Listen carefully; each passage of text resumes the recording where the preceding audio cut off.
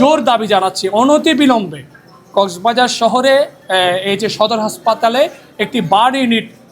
গঠন করা হোক এবং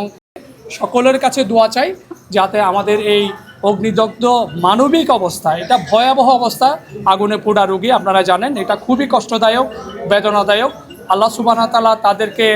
ধৈর্য ধরার তৌফিক দান করুন। তাদের পরিবারের প্রতি আমরা সমবেদনা জ্ঞাপন করছি এবং আমরা বাংলাদেশ জামাত ইসলামীর পক্ষ থেকে জোর দাবি জানাচ্ছি অনতিবিলম্বে কক্সবাজার শহরে এই যে সদর হাসপাতালে একটি বার্ড ইউনিট গঠন করা হোক এবং আমাদের অগ্নিদগ্ধ রোগীদের সুচিকিৎসা এবং যারা আজকের ঘটনায় আহত হয়েছেন তাদের যাতে সরকারি ব্যবস্থাপনায় তাদের চিকিৎসা হয়। এখানে অনেক গরিব রোগী আছেন যাদের পক্ষে অগ্নিদগ্ধ রোগীর চিকিৎসা করা খুবই কঠিন। সেই জন্য আমি এখানে জেলা প্রশাসক মহোদয় এসেছেন, আমরা প্রশাসনের প্রতি এবং সরকারের প্রতি জোর দাবি জানাবো এই রোগীদেরকে যাতে বিনা পয়সায়